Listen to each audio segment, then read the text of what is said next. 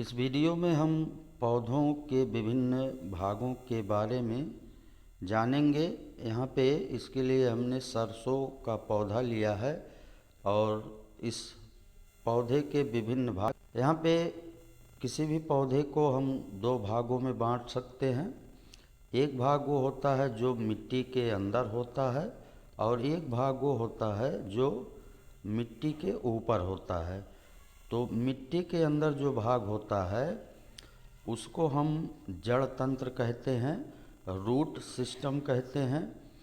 इसमें मिट्टी के अंदर गहराई तक जड़ें जाती हैं।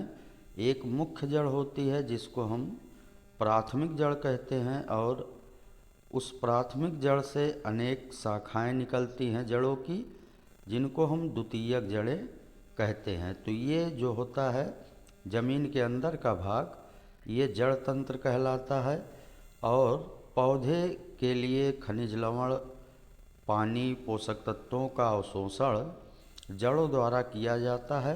जड़ें तनों से लगी होती हैं और सभी पोषक तत्व, खनिज लवण जल को जड़ तने में स्थानांतरित कर देता है। इस प्रकार ये जड़ तंत्र वाला भाग होता है।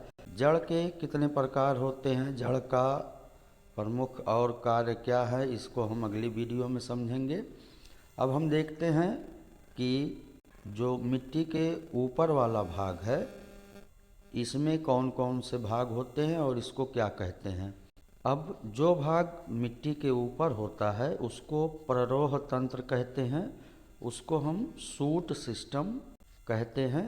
इसमें जो मुख्य भाग होते हैं इसके प्ररोह तंत्र के, इसमें पुष्प होता है जो कि पौधे का सबसे आकर्षक भाग होता है तथा विभिन्न रंगों के पुष्प होते हैं। तो ये हो गया पुष्प। और उसके बाद फिर प्ररोह तंत्र में फल होता है जिसमें भोजन एकत्रित रहता है। फिर इसमें एक मोटी सी संरचना होती है जिसको हम तना कहते हैं और इन्हीं तनों से शाखाएं निकलती हैं और इन शाखाओं पर पत्तियां लगी होती हैं जो कि हरे रंग की होती हैं। इस प्रकार हम देखते हैं कि प्ररोह तंत्र में पुष्प, फल, तना और पत्तियां, ये जो होते हैं पौधे के मुख्य भाग होते हैं।